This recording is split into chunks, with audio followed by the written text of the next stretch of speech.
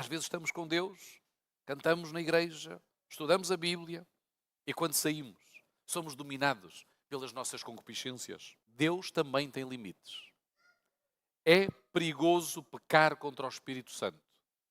E um dia também poderá chegar o limite de Deus na nossa vida, nem que seja no último suspiro. Deus hoje espera o mesmo grau de consagração e santidade do povo remanescente. Como? Sendo igualmente puros, abstémios e renunciando às iguarias e às ideologias oferecidas pelo mundo. Não, Deus não nos chamou para rejeitar as pessoas do mundo. Obviamente que não. Devemos abraçá-las, ser o sal da terra. O saleiro tem que sair, o sal tem que sair do saleiro.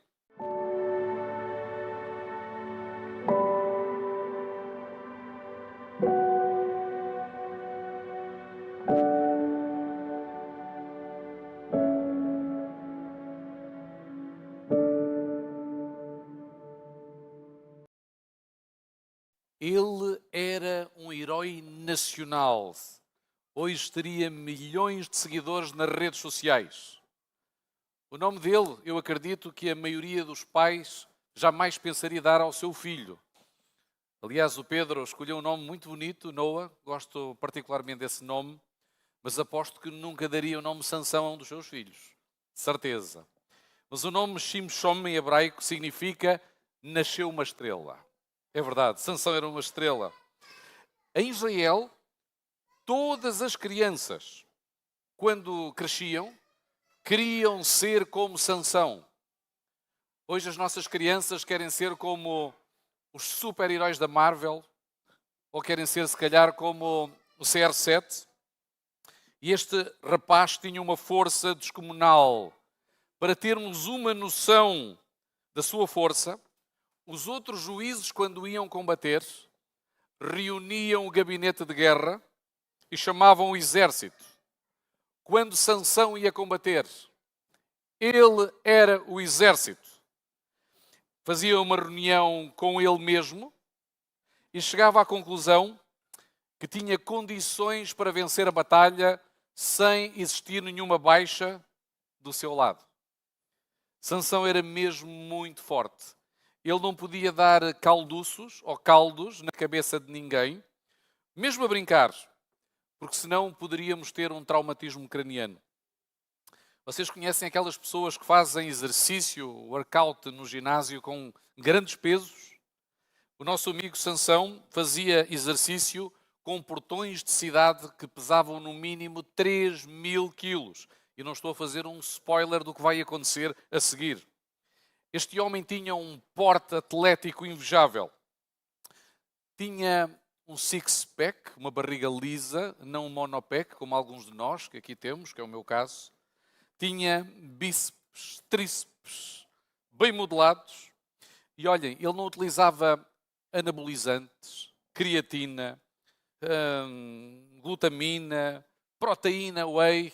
Na verdade, Sansão é o maior exemplo da manifestação do poder do Espírito Santo na vida de alguém no Antigo Testamento. O segredo da força de Sansão não era os seus fortes braços, não era o cabelo, mas era o Espírito de Deus que se movia sobre ele. No entanto, Sansão é o pior de todos os juízes. O pior, devem estar alguns a dizer. Mas ele era o nosso herói na escola sabatina. Quando nós éramos crianças e adolescentes, nós apreciávamos ouvir as histórias de Sansão. Mas ele era promíscuo, violento e arrogante. Joseph Parker, contemporâneo de Charles Spurgeon, dizia que Sansão era um elefante na força física, mas um bebê na força moral. O facto de Deus nos poder utilizar em algum momento não significa que estejamos salvos ou que Ele subscreva o nosso estilo de vida. O Espírito Santo utilizou Sansão num determinado contexto para uma tarefa muito, muito específica. O imperador romano Otávio Augusto foi usado pela providência divina para que através dos censos fizesse com que um famoso morador de Nazaré se deslocasse pelo recenseamento até Belém, porque a profecia diria que era ali onde Jesus teria que nascer. Os irmãos de José foram também utilizados pela providência para levá-lo à governação do Egito. Mas Deus jamais endossou o seu estilo de vida ou até a sua agenda. Existem pessoas sem escrúpulos que parecem que durante algum tempo ou durante muito tempo terão sucesso, mas mais cedo ou mais tarde o seu retorno chegará. Eu gostaria de vos convidar a abrir as vossas Bíblias no Salmo 73. 73. Desde o observatório do salmista, nós vamos perceber como é que ele analisou as situações de injustiça que ocorrem no mundo. Salmo 73, e vamos ler o versículo 2, 3, 5, 6, 16 e 17. O texto diz assim: Quanto a mim, os meus pés quase que se desviaram. Pouco faltou para que escorregassem os meus passos, pois eu tinha inveja dos soberbos ao ver a prosperidade dos ímpios. Versículo 5. Não se acham em trabalhos como outra gente, nem são afligidos como outros homens. Versículo 6. Pelo que a soberba os cerca, como um colar, vestem-se de violência como de um adorno. Versículo 16. Quando pensava em compreender isto, fiquei sobremodo perturbado, até que entrei no santuário de Deus. Então entendi o fim deles. O salmista está a dizer que há muitas coisas nesta vida que nós não temos resposta, que não compreendemos o porquê nem a razão. Mas ele diz que um dia vamos ter a oportunidade de entrar no santuário de Deus no período milénio. E aí teremos a oportunidade de escrutinar vários assuntos que hoje não fazem sentido na nossa vida. A história de Sansão começou bem, mas terminou mal. E este texto mostra-nos que é possível terminarmos ou iniciarmos bonitos projetos de Deus, mas que podem terminar em tragédia. É possível que um bom casamento possa terminar. É possível que uma amizade verdadeira se transforme numa inimizade. Se permitirmos, porém, que Deus seja o protagonista principal da nossa história de vida, o enredo e a conclusão poderão ainda ser diferentes. No capítulo 13 de Juízes, descobrimos que Sansão era um nazireu. E o que era um nazireu? Alguns dizem que é um habitante de Nazaré. Outros dizem alguém que tem o nariz comprido. Mas, na verdade, o nazireu é alguém que é consagrado exclusivamente para Deus. A pergunta é retórica. Quantos de nós é que somos consagrados exclusivamente para Deus? Desde a sua infância e até ao final da sua vida, ele deveria permanecer nazireu. De acordo com o número 6, o voto de nazireu podia ser temporário ou definitivo. Poderia ser aplicado tanto a homens como mulheres, ou até jovens. Mas havia 3 regras. Qual era a primeira regra? Número 1. Se tu fosses nazireu, não poderias tocar no vinho, nem sequer em uvas ou passas. Não poderíamos passar por vinhedos ou vinhas, porque normalmente era ali que se encontravam os lagares, podendo ser uma tentação. E porquê a restrição de tocar em uvas? Para não existir a tentação de produzir vinho. Deus preocupa-se com a prevenção do pecado. Deus preocupa-se com a profilaxia do pecado.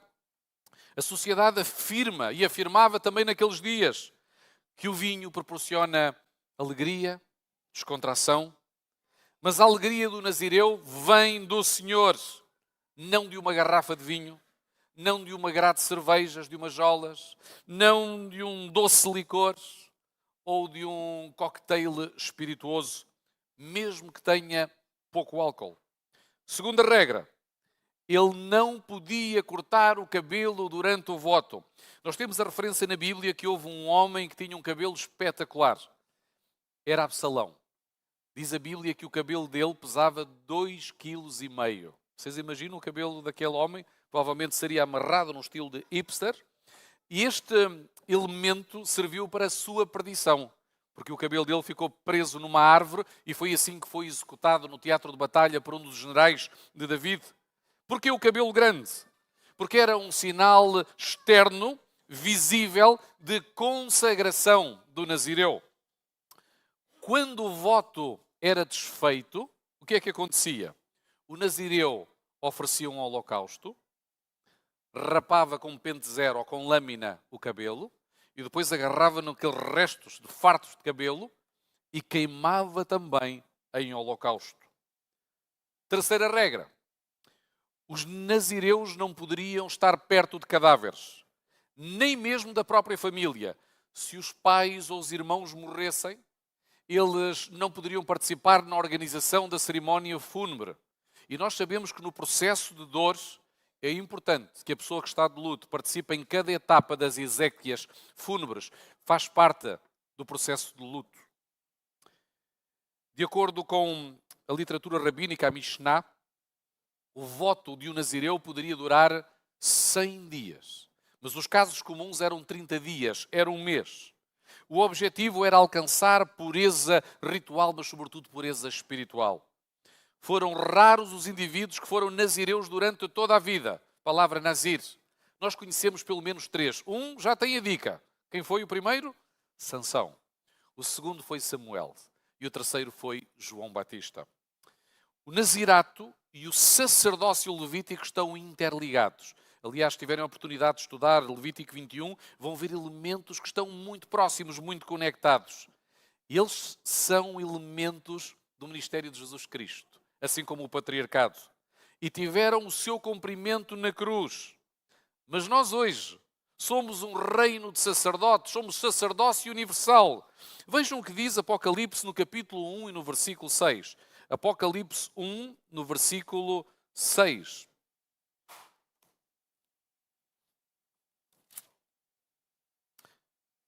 Apocalipse 1, 6. E o texto diz assim: E fez-nos reinos, fez reino e sacerdotes para o seu Deus e Pai. A ele seja a glória e poder para todo o sempre. Amém. Deus hoje espera o mesmo grau de consagração e santidade do povo remanescente. Como? Sendo igualmente puros, abstémios e renunciando às iguarias e às ideologias oferecidas pelo mundo. Não, Deus não nos chamou para rejeitar as pessoas do mundo. Obviamente que não. Devemos abraçá-las, ser o sal da terra. O saleiro tem que sair, o sal tem que sair do saleiro. Mas no capítulo 14 nós vemos que Sansão desceu para Timna.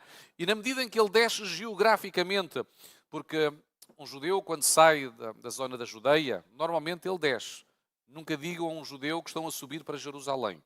Estão sempre a descer.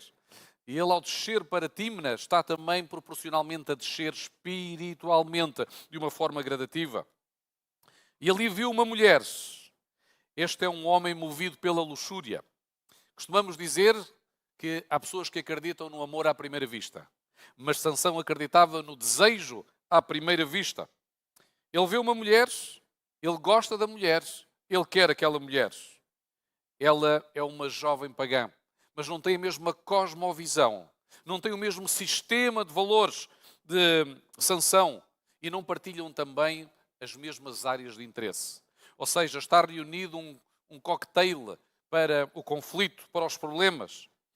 E ele podia ter perguntado aos pais: olha, o que é que vocês acham desta possibilidade, desta escolha? Mas não. Ele diz: eu vi em Timna uma mulher dos filisteus, eu quero aquela menina. Normalmente eram os pais que organizavam os casamentos dos filhos. E muitas vezes, meus queridos, em casamentos arranjados. Vocês recordam-se, por exemplo, de Abigail, que se casou com Nabal. Eu muitas vezes perguntei-me o que é que aquela mulher viu naquele tolo, porque Nabal significa tolo. É muito provável que aquele casamento tivesse sido arranjado. Não foi a escolha de Abigail. E naqueles dias existia o pagamento antecipado de um dote por parte da família do noivo. Porquê? Porque se caso o noivo ou o marido abandonasse a mulher, seria como se fosse uma pensão de sobrevivência para a mulher, porque a sociedade patriarcal da época não permitia a emancipação das senhoras. Também não havia um sistema de segurança social muito apurado. Então o dote permitia à família ou à senhora poder sobreviver durante um tempo. Quero aquela mulher, disse Sansão, e são as primeiras palavras dele registadas na Bíblia. Esta é também uma ordem para os seus pais. E ele fala com eles de uma forma rude, sem respeito. Normalmente, quando andamos por caminhos errados, nós ficamos espiritualmente surdos. Nem os nossos pais ouvimos. Vi um jovem que há algum tempo atrás dizia assim: olha, nós hoje vivemos na época do Spotify, da inteligência artificial e ainda há pouco tempo, penso que terminou a Web Summit e um dos focos foi exatamente a inteligência artificial, o ChatGPT, e ele dizia, o meu pai mal sabe ligar o Zoom, a minha mãe nem sabe mexer no WhatsApp, os nossos pais estão super desatualizados, como é que nós podemos conversar com eles? Queridos amigos, os nossos pais até podem ser tiranossauros rex na tecnologia de informação, mas quando eles falarem, escutem, porque a vida não nos vai ensinar com o mesmo amor. Podem ter a certeza. O namoro é um ensaio para o casamento. O namoro mau provavelmente irá dar um casamento trágico. Sabem que existem divórcios que já começam no namoro? Hoje existem homens e mulheres que se apaixonam facilmente, como Sansão, por pessoas, por experiências, por objetos, para os descartarem facilmente, no curto prazo. Os pais de Sansão, da tribo de Dan, Manoá, e segundo a tradição judaica rabínica, Azel Elponi, nós não sabemos, mas assim diz a tradição, eram pais de oração. Eles tinham grandes sonhos para os seus filhos, ou para o seu filho. Mas a Bíblia também diz que Sansão teve outros irmãos. Não foi filho único. As escolhas, queridos pais, são os filhos que realizam. Não somos nós. Há muitas coisas que acontecem na vida que não são da vontade de Deus. Mas Ele permite que aconteçam. Primeiro, porque Ele é um cavalheiro. Porque deu respeito ao nosso livre-arbítrio.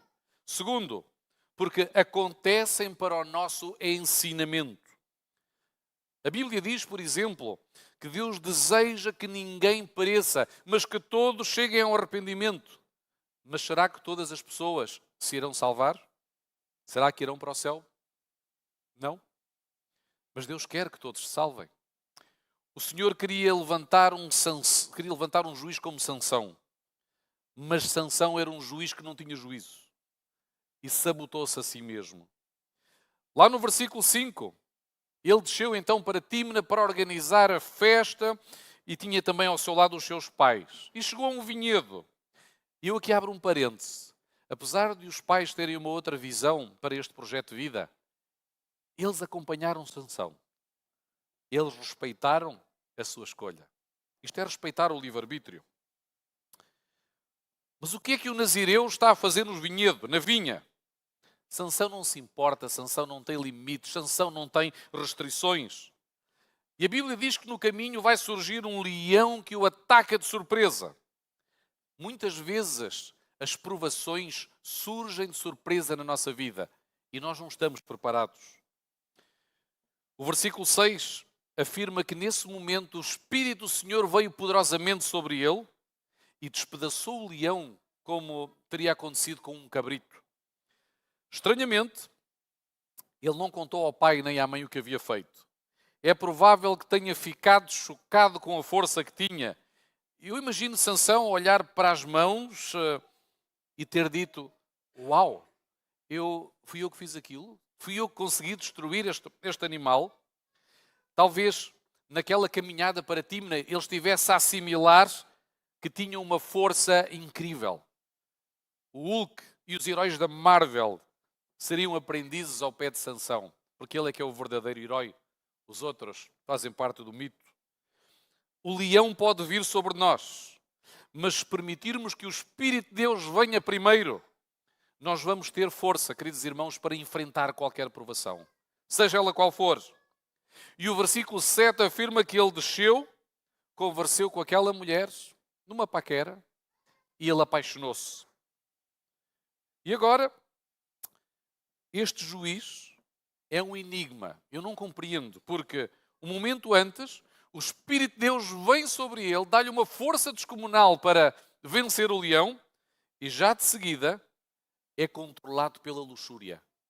Que combinação estranha. É o que temos.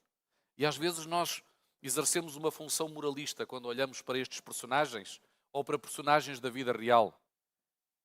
Às vezes nós somos iguais. Iguaizinhos. Às vezes estamos com Deus, cantamos na igreja, estudamos a Bíblia e quando saímos somos dominados pelas nossas concupiscências.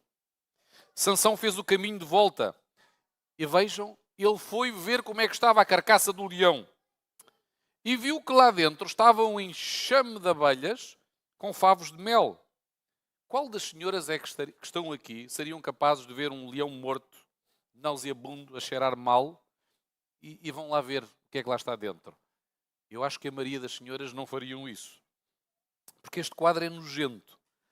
Mas os rapazes vão ver. Mas os rapazes são rapazes. Sabe-se lá o que é que se passa na cabeça de alguns. Por isso é que costuma dizer que vivem menos tempo que as senhoras. Às vezes há idiotices que só o universo dos homens é que entendem.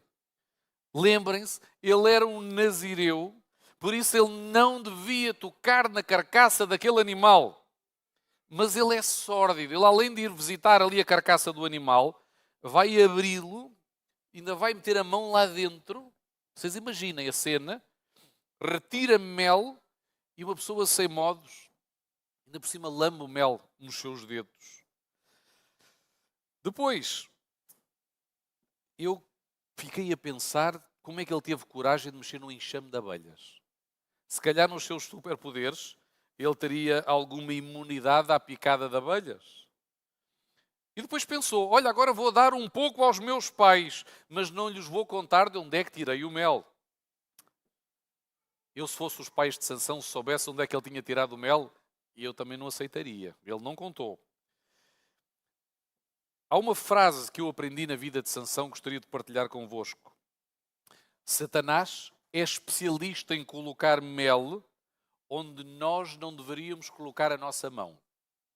Satanás é especialista em colocar mel onde nós não deveríamos colocar a nossa mão ou a nossa vida. E o mel, sabem onde é que pode estar? Nos dispositivos eletrónicos, que são úteis, que precisamos deles, obviamente, não estamos a diabolizá-los, mas às vezes aparecem conteúdos, conversas, que se calhar não precisamos. Em algumas conversas. E depois do mel nós sabemos que vem o fel. Não troquem o que mais querem nesta vida por aquilo que mais queremos neste momento. Porque os momentos passam. E a vida, essa continua e é na vida que nós tocamos a eternidade. No tal banquete que previa a existência de muito álcool, Sansão era o host. Sansão era o organizador. Queridos irmãos, Sansão Nazireu está a violar praticamente todos os elementos de compromisso do seu voto de Nazireu. E ele praticamente não tem amigos israelitas. Não tem uma rede que o apoie, por isso ele cede facilmente à pressão do grupo. Está na festa com pelo menos 30 amigos filisteus. E para agradá-los, ele entra no jogo deles, propõe-lhes um enigma e faz uma aposta a dinheiro. E diz assim, os manos, estão aqui alguns irmãos que vêm do Brasil, costuma-se dizer lá os brothers, não é? Portanto, os brothers têm 7 dias para responder à adivinha. Se não, vão ter que me dar 30 vestidos de linha e 30 capas Armani. Se não adivinharem, sou eu que vou ter que vos dar esses 30 vestidos. Nós conhecemos a resposta do enigma porque já conhecemos a história do leão e do mel. Eles não sabiam. E por isso ameaçaram de morte a noiva de Sansão para obter a resposta. Ela manipulou emocionalmente todos os dias e finalmente obteve a resposta e entregou aos seus conterrâneos, os filisteus. Sansão está prestes a unir a sua vida a esta mulher, ser uma só carne. E a verdade é que não existe confiança entre eles. Não existe uma base espiritual comum. Ela pressionava-o todos os dias, assim é a tentação. A tentação pressiona-nos todos os dias. Olhem o que é que diz Provérbios 27:15 sobre este tipo de relação que pode acontecer. Provérbios 27:15. O livro sapiental diz o seguinte, 27:15. O gotejamento contínuo num dia chuvoso e uma mulher briguenta são iguais. Nós poderíamos trocar mulher briguenta por homem briguento, porque também os existem. E são muitos. E Sansão, naquele momento, estabeleceu limites com a sua mulher e com os filisteus. Nós não nos vamos esquecer que Deus tinha contas a ajustar com os filisteus devido à sua impiedade e à sua crueldade. E por essa razão é que vimos nestes 4 capítulos que abordam a biografia de Sansão, que o Espírito Santo utilizou várias vezes, mas não tanto como gostaria. Foi usando a conta-gotas. Ele, irritado, saiu para Asquelon, uma das 5 cidades filisteias, para pensar. Isto é uma boa dica, quando nós temos algum conflito, alguma situação de tensão, é bom sair para respirar fundo, para nos acalmarmos e depois voltarmos a reunir e tratar os problemas. Ele sentiu-se enganado pelos amigos, pela noiva. E ali chegou a Asquelon, encontrou 30 pessoas e perguntou: por favor, vocês dão a vossa roupa? E eles disseram: claro que não. Então Sansão, já que não querem pela via diplomática, vai ser à minha maneira. Executou os 30, retirou-lhes a roupa e trouxe novamente aos amigos convivas do casamento. Mas rapidamente a sua raiva foi ativada quando descobriu que a sua noiva tinha sido entregue ao padrinho. O padrinho no casamento ficou com a sua noiva. Deus queria castigar os filisteus porque estavam a oprimir Israel, mas não pelas motivações de Sansão. Sansão voltou à casa dos pais das noivas e levava um cabrito de presente. Hoje, nós os cavalheiros que aqui estamos, permitam-me utilizar a expressão, mais jovem, os damos. Quando queremos ser românticos, oferecemos flores, um perfume, um jantar romântico, ou até um iPhone, se tivermos dinheiro para isso, obviamente. Mas Sansão é tão romântico que oferece uma cabra, uma linda cabrinha nova.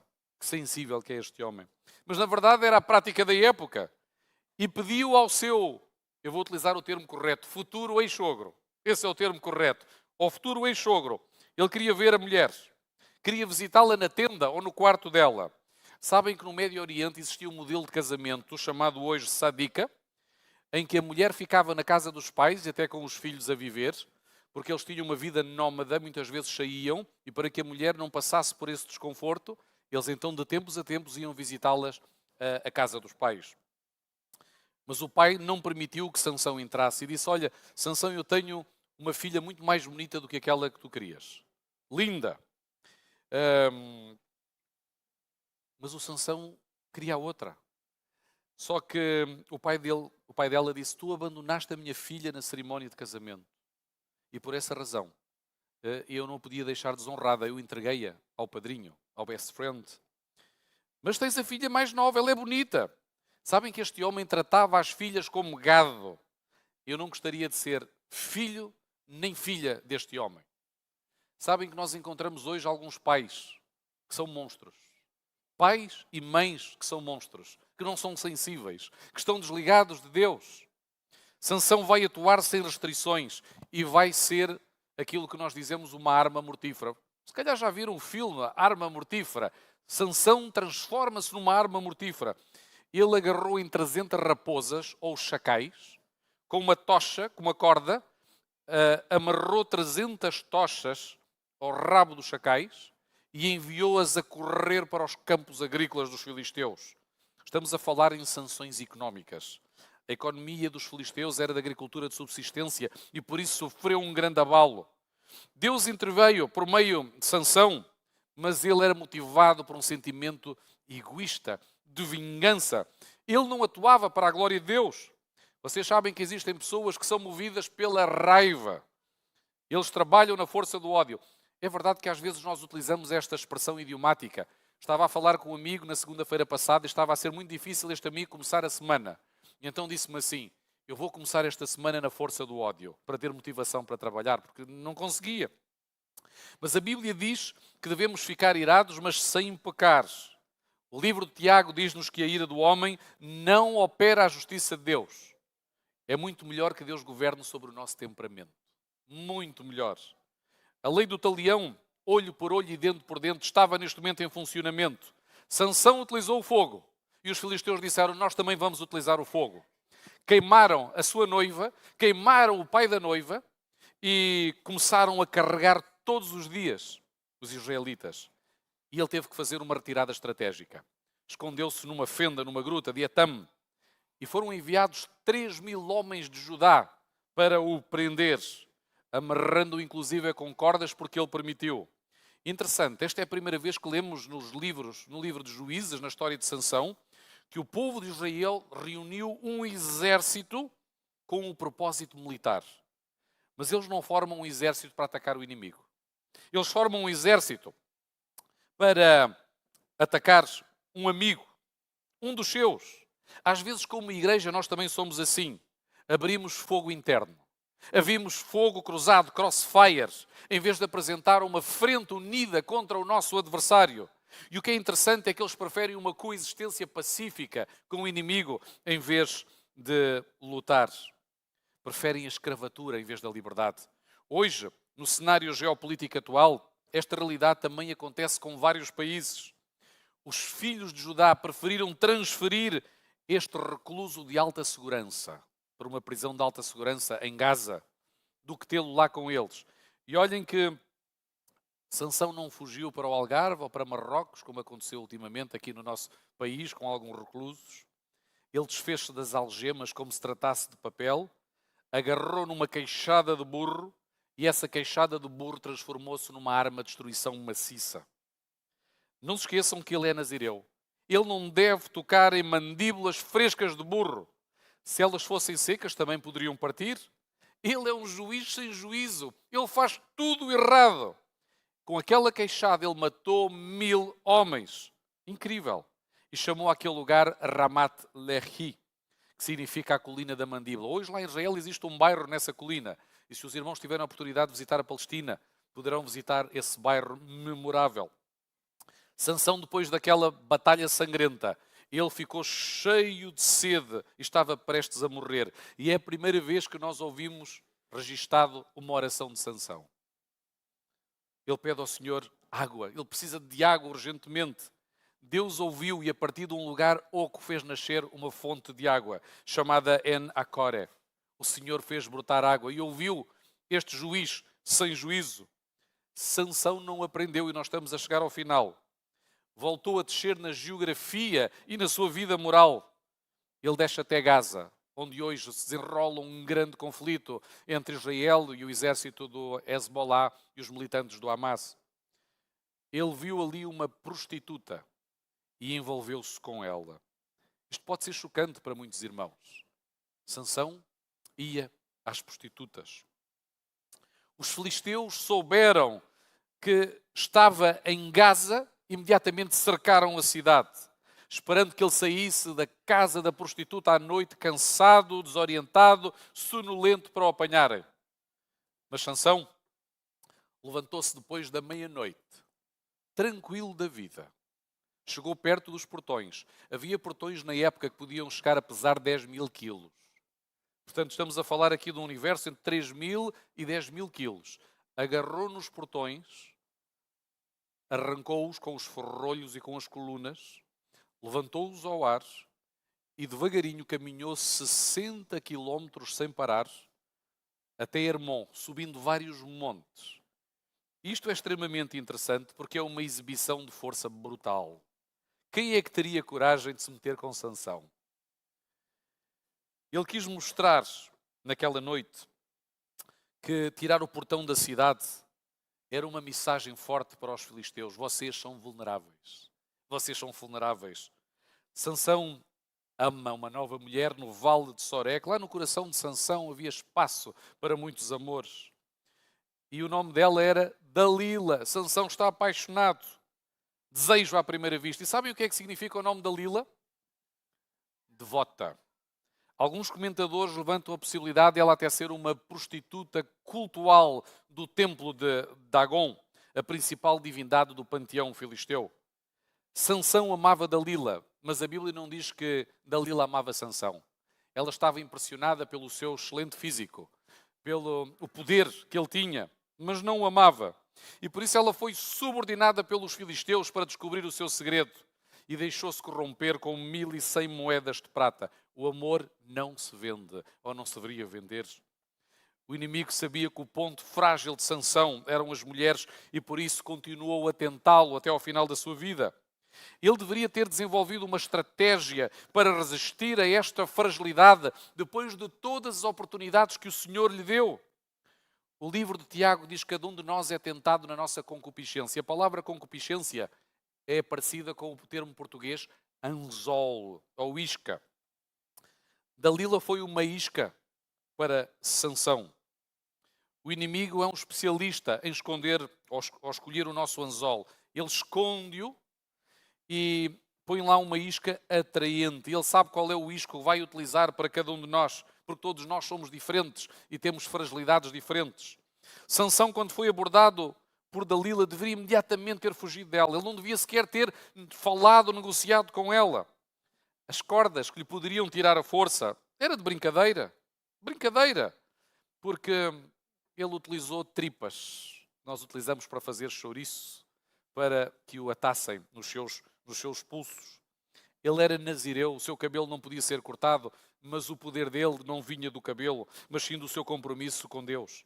Satanás, como violou todos os elementos, Sansão, quando violou todos os elementos do pacto com Deus, ele continuava cheio de força e pensava: bom, ainda que me cortem o cabelo, vai continuar tudo igual. Se eu não perdi a força até agora, por isso não há problema. Ele não valorizou muito que lhe cortassem o cabelo. Ele fez concessão nos princípios, ele relativizou os princípios. Queridos irmãos, estamos quase a chegar ao final, mas deixem dizer-vos uma coisa. Deus também tem limites. É perigoso pecar contra o Espírito Santo. E um dia também poderá chegar o limite de Deus na nossa vida, nem que seja no último suspiro. O Espírito Santo afastou-se finalmente de Sansão e os filisteus arrancaram-lhe os olhos, aqueles olhos que viram sempre tantas coisas interessantes. Não é um paradoxo? Sansão cai por causa dos olhos e eles arrancam-lhe literalmente os seus olhos.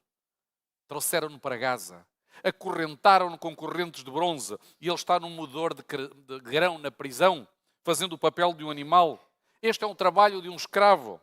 É isto que o pecado nos faz. Cega-nos, escraviza-nos. Nós não conseguimos ver o quadro completo e não temos capacidade depois de fazer escolhas sábias para a eternidade.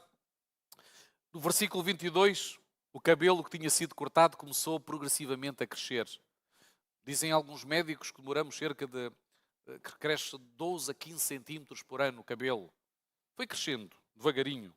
Sansão humilha-se diante de Deus, pede perdão por ter sido um juiz sem juízo. E naquele momento era a festa anual de Dagon, o deus peixe dos filisteus. O templo estava cheio com 3.000 pessoas. E os filisteus queriam exibir Sansão, mostrando que Dagon era muito mais forte que o Deus de Israel. A estátua de Dagon estava no meio da sala. Sansão era cego e pediu a um jovem: por favor, leva-me perto das duas colunas que estão ao lado da estátua. Ele orou a sua última oração. Agarrou nos dois pilares, afastou-os e destruiu aquele templo com todas as pessoas. Mas agora já não estava em causa a agenda de Sansão, mas a soberania de Deus sobre a sua vida. A soberania de Deus sobre o panteão pagão.